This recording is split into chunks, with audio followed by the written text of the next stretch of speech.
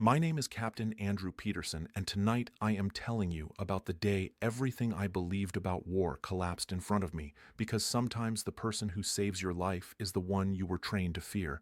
and his name was Rahim. And before that day, I never knew it, and I never expected that a man without my uniform, without my language, without my country, would become the reason I am alive.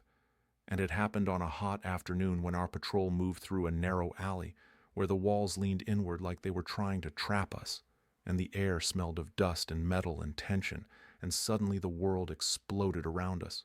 Gunfire echoing between buildings, bullets striking stones so close, I felt the fragments cut my cheek, and I went down hard, my rifle skidding across the ground and pain screaming through my leg, where something hot and sharp had entered. And I remember thinking, not like this, not here, not with nobody knowing where I fell, and as I tried to crawl the alley, filled with smoke and shouting,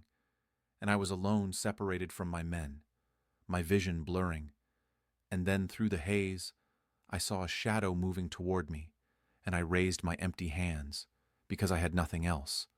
and the man knelt beside me, not wearing our uniform, not carrying a weapon, just eyes dark and steady, and he spoke softly in a language I could not understand. But his hands were gentle as he pressed cloth against my wound and motioned for me to stay quiet. And I realized with disbelief that this man from the other side of the war was shielding me with his own body while gunfire continued above us, and minutes felt like years until my men reached us, and Rahim melted back into the maze of alleys, leaving nothing behind but the pressure that kept me alive. And later in the hospital, I kept asking about him, but no one knew who he was. And years later, I still carry the scar on my leg, not as a reminder of enemies, but as proof that humanity does not belong to one flag. And this is how I want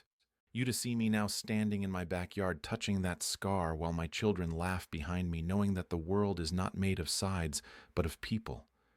And sometimes the greatest hero is the one history will never name.